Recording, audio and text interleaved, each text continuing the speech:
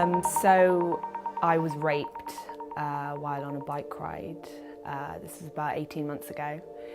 I'd gotten lost. I was on this main road with my bike and I saw further down the road some cyclists turn off into a forest, so I decided to follow them. Unbeknown to me, a man on the road in his car had seen me and decided to follow me. I'd been cycling for about 15 minutes when he drove past me. He got out of his car and he had a concealed weapon. So he had a thick metal pole about 1 metre long, which he attacked me with. When he was done, he robbed me and then he left me tied to a tree. I mean, I talk about it now very detachedly, because when you live day to day with trauma and you live day to day with the consequences of trauma, you have to compartmentalise certain things. So when I got back to the UK, I contacted the Bridge, which is a sexual offences referral unit. And when I went there, they contacted the police for me, the British police, and they assigned me 2 detectives. And I was assigned an ISFA, which stands for Independent Sexual Violence Advisor. And they're sort of like a support worker, so they're there to help you have external counselling, to help you with your sexual health needs, and to generally guide you through the process of going to court. Because if you can imagine having gone through something so traumatising, to then actually go through a court process where you bring it all back up, you need a lot of support, you need a lot of validation, and you need someone there to let you know step by step what's going to happen next and to give you a voice. Because I had to go to London to go through the court process, because of the fact it happened in another country, I had to go to that country's embassy. It meant that my ISFA couldn't come with me because she's only assigned to the Bristol and Avon Somerset area. So I'd worked with her for 1.5 years, built a really good relationship with her, and then when I needed her the most, which was the court case, she couldn't come with me. And that was through no fault of her own, that's the higher powers that be.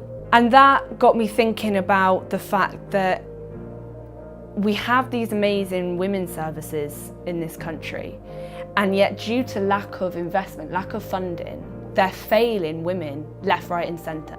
The average waiting time for me when I went to the Bridge to receive counselling was 6 months, and that was the average. That is common for most counselling services around this particular crime. Since the court case, I have felt massively let down by the police here because I've had no follow-up.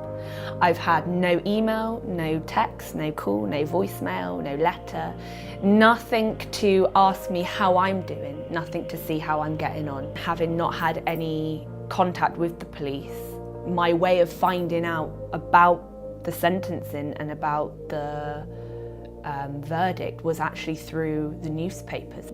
When the government don't invest or they don't champion the voices of survivors of sexual violence and survivors of domestic violence and all gender-based violence, what it says to us as survivors is that we're not worthy and that we don't have the right to have the access to the really necessary and important services.